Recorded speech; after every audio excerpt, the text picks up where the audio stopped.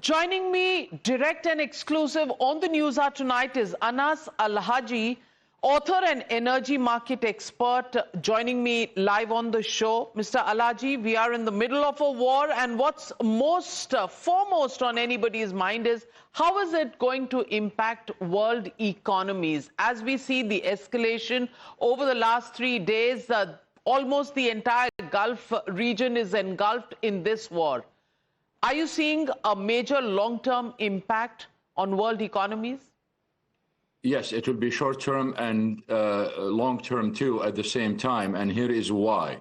After the invasion of Ukraine by Russia, we've seen a major change in world trade after the sanctions by the G7 and the EU basically being imposed. So we've seen major changes in trade because of that. So we've seen, for example, all the Russian oil flowing to India and China and instead of Europe, and then other products too. And now what we are seeing basically is similar things here in terms of change of trade. And if you, for example, if you look at India and China, for India, as you know, India tried to diversify its imports away from Russia about a couple of months ago, and they tried to intensify this. So they shifted back to the Gulf. So their dependence on the Gulf was similar to that of China, like 40 to 45%. And in the last 2 months, basically, they shifted to the Gulf, and their dependence on the Gulf basically went up to about 53, 54%. So these changes in international trade basically are going to change again. And this is a major problem, and the impact is going to be there. The other one is going to be, for example, related to LNG deals. Now, many Asian companies want to review their contracts because many companies were signing contracts and new contracts for LNG for 2027 and after. And now with this problem, they say, well, hold on just a second. I may not get that LNG at all. I'm going to go look for other countries, such as the United States. And now you can see who is the winner from everything going on there. So it is going to affect the world economy in so many ways, including direction of trade. But it is very clear from all of this, the winners are Trump and Putin. Well, so let me ask you, what in your assessment is the current status as far as the Straits of Hormuz are concerned? The Iranians claim anybody passing through this region will be fired upon. Americans say that's not the case. It's safe, it's open. How do you see this region and the impact on any shipment that needs to pass through this? Iranians been threatening to do this so many times in the last 45 years, but they never done anything. And if you look at the recent events, basically, for example, on Sunday when they started sending, when the ships basically, or oil tankers and LNG carriers started receiving those electronic messages that the strait is closed, we don't know who sent those messages. And although we can guess, but we don't know. But these did not, there is no official stand at that time that they will close the Hormuz Strait. But ships and tankers basically stopped going through, not because of the Iranian threat. It's stunning to see European insurance companies canceling the insurance of those tankers. If you go review all the events throughout the 50 years, this never happened. And there is no way, when we talk about those insurance companies dropping the insurance coverage, oil prices going up substantially. I think the last time I checked it was like $84 for Brent. And President Trump did not say a single word. So he did never even mention the insurance companies, but the main cause are the insurance companies. We've seen ships going through the Hormuz Strait. The Iranians basically never delivered on their whatever threat, if you believe that. But the reasons why we have those stranded ships in the Gulf right now is insurance. So whether it is insurance or whether it is the Iranian threat, the fact is that traffic through the Straits of Hormuz has slowed down, and that is bound to have impact on countries like India. Do you expect this to be a short-term impact, or do you expect this to a long-term? Well, it depends on how long this is going to last. But again, we are back to the insurance companies. I think President Trump, if he's worried about oil prices, he should pressure those insurance companies basically to rework those insurance policies. Because again, it is about the insurance, and that should be workable. If it is not, then there is a question mark on who has interest in these things. And we, again, if you look at the winners of this, it is very clear who are the winners. And I am not talking about conspiracy theory here. I'm talking about a historical event that is changing global trade. And this is, let me put it this way. All right. What was the main issue between President Trump and Prime Minister Modi regarding the agricultural products and what agricultural products should go to India? So what we have right now, everyone is obsessed with oil and gas. India's problem right now with the Gulf is not oil and gas. India's problems are the fertilizers. 24% of India's fertilizers come from the Gulf. We are coming to the planting season in India. Okay. So circle it back. We are back in the same old issue of agriculture and agricultural products. If India cannot produce enough agricultural products, then Trump is going to get his way by exporting the American products to India. Okay. This is larger than Iran.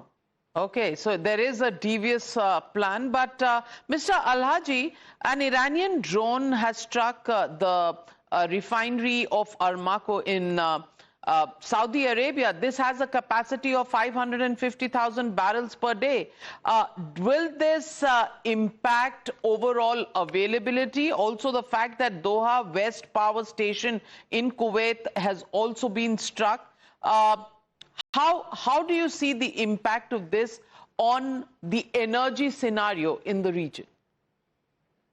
This is going to have a very large impact because the refinery exports to various countries various petroleum products. But the issue here is if they cannot export through the Hormuz Strait, it's irrelevant either way. So we will see what's going to happen if Hormuz Strait basically is open. We will see what will happen. But again, the impact is even long term. It's going to affect world trades. We are all the talk by the International Energy Agency and Goldman Sachs and the big banks that we are going to have a major surplus in oil. The IEA is saying we are going to have a historic surplus in oil this year. It's going to be exactly the opposite. So where does India go from here? We originally started from a high tariff situation, penal tariff situation with America because we were importing Russian oil. Now, Russian oil is what probably we will need to go back to. How do you see that situation unfolding? I'm in my view, with all due respect to all policymakers, I think trying to diversify from the Russian oil was a big mistake, and I already stated this publicly, and all my Indian followers know that. It was cheap oil. We never seen any disruptions in it, etc. However, the issue right now is it seems that we are getting to the situation where every domestic energy source in any country, whether you talk about India, China, or you talk about the European Union, is going to become part of national security. This was not the case before. And once it becomes a part of national security, we cannot argue against government subsidies. We cannot argue against government support, because historically these are the main criticisms. Say, these things are expensive. You cannot go for subsidies. The IMF is going to say, no, you cannot subsidize this. Once you tie it to national security, you can do whatever you want. All the other arguments basically are gone. And that's where we are heading right now. Because of Trump policies, almost all those countries are going to tie their energy sources to national security so they can move on and will not be hostage to others. Where will Trump stand then? We don't know, because I mean, that's one of the problems of the volatility in the markets, is you cannot predict what he's going to say tomorrow. So I also want to ask you, Mr. Alhajji, given how the war has panned out so far, do you believe Trump wants to be in a position to control access to and from the Straits of Hormuz? Is that the end game? There are two theories here, and there are enough evidence for each. So it depends on where people will go and believe. The first one is it is about Iran, it is about the regime, it is about nuclear. The second theory is that no, this is a larger issue, and it's not only related to Trump, it's related to deep state in the United States, basically, where Trump is just the actor who is implementing that, where it is related to global dominance. So if you add to it what happened in Venezuela, what happened in Panama, and what happened in the Red Sea, and the request basically to control Greenland, you put Iran within that, then it is exactly what you said. It is about dominance. And if you look at the national security document that's been released about 3-4 months ago, and it is about American dominance of the world. And you see two items stand out in that. They are saying that it is all about AI and abundance of energy sources. But here is the issue. You cannot have AI without energy. And therefore, it is about energy sources. That means you need to provide energy sources to your companies, and you need to prevent your competitor from getting it. So your competitor will be behind you, several years behind you. But the only way you can do that if you control the waterways.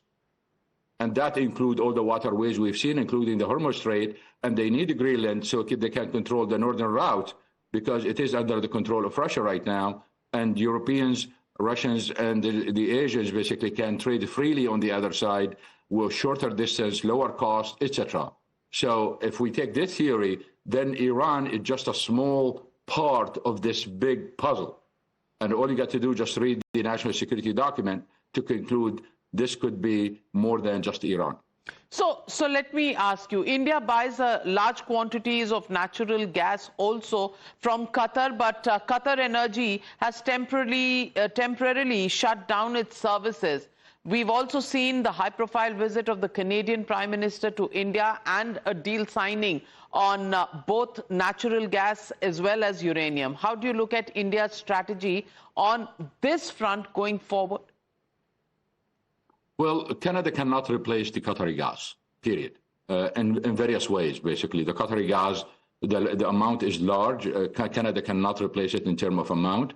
At the same time, in terms of cost, the Qatari gas and the contract that's been signed with India basically will cost less. So India to import from Canada is going to be at a higher price. But when it comes to LNG imports, and you can review my record and you can review my publications years ago when I talk about India, I've been basically advising that you look at your imports of LNG as a portfolio. And that portfolio basically has to have two things at the same time. You have to maximize the security of it, so you have to have the lowest risk of interruption, and at the same time, you need the lowest cost. The problem with India historically was favoring the lowest cost over the risk, and that was a major problem. If you look at the last year and a half in particular, we see that portfolio basically moving toward lower risk. And that was a big move. They need to move farther on this front so they can have a balanced portfolio where you have low risk and low cost at the same time. In the end, I would just like you to take a guess on how long do you expect this conflict to last? Is it going to escalate into a World War III? And how are countries like the United States and India going to be impacted? Well, it seems, based on everything we hear right now, it seems that President Trump is looking for a way out. So it is about face saving right now. And the problem is, because it is about face saving, the Iranians may not accept any proposal right now because they think of it as a retreat, and they think about it that our policy in the area basically was successful. Here, I just would like to warn that while we have a lot of fake news coming out from various news outlets, we got to be careful with all this news. But at the same time, we have to be careful because we really do not know where some of those drones are coming from. The idea that all those drones are coming from Iran, I personally do not believe it, based on various factors. So it seems that there could be some drones coming from whoever, we don't know. Some of these are cheap enough to be manufactured by small groups. Okay.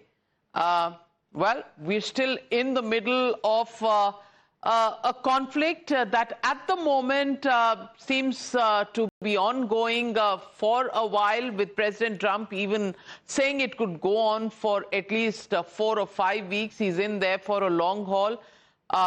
Till then, how much of a toll it takes on economies of the countries of the world, we'll have to wait and watch. But thank you very much, Anas Alhajji, for joining me on the News Hour tonight.